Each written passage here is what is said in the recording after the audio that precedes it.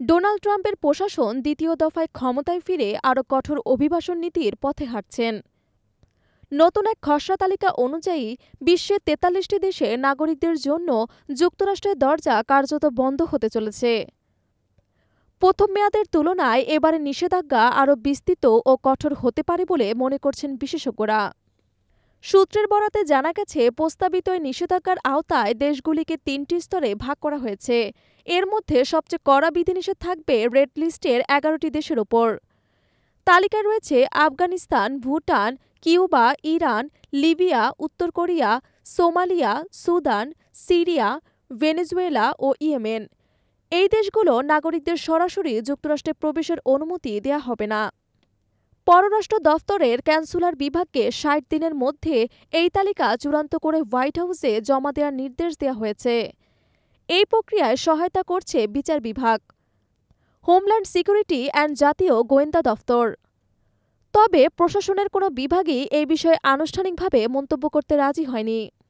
নিষেধাজ্ঞার পাশাপাশি yellow list নামে আরও ২২টি দেশের একটি পর্যবেক্ষণ তালিকা তৈরি করা হয়েছে। এসব দেশকে ৬০ দিনের মধ্যে নির্দিষ্ট নিরাপত্তার শর্ত মেনে চলার নির্দেশ দেওয়া হয়েছে। অন্যথায় তাদেরকেও কঠোর নিষেধাজ্ঞার আওতায় আনা হতে পারে।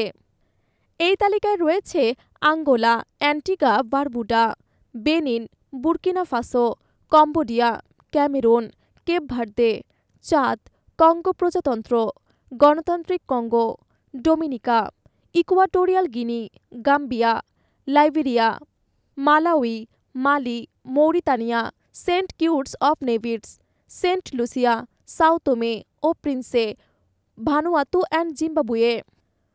প্রস্তাবিত নতুন নিষেধাজ্ঞার নেপথ্য কয়েকটি কারণ উল্লেখ করা হয়েছে।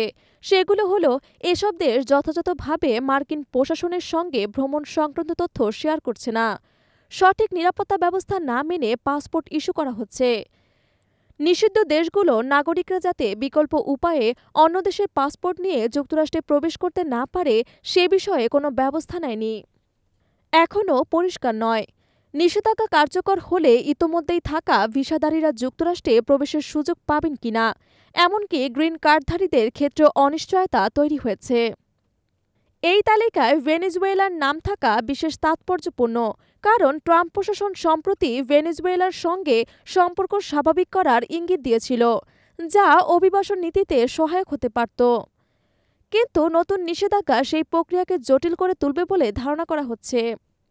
ওয়াশিংটনের রাজনৈতিক বিশেষজ্ঞদের মতে, ট্রাম্প এবার অভিবাসন নীতিকে আরও কঠোর করার কৌশল নিচ্ছেন। বিশেষ করে ২০২৪ সালে নির্বাচনে অভিবাসন ইস্যুকে ব্যবহার করে ভোট টানার যে পরিকল্পনা ছিল, এই নিষেধাজ্ঞা তারই ধারাবাহিকতা। এখন দেখার বিষয়, কংগ্রেস কিংবা আন্তর্জাতিক মহল এই নিষেধাজ্ঞার বিরুদ্ধে কোনো পদক্ষেপ নেয় কিনা।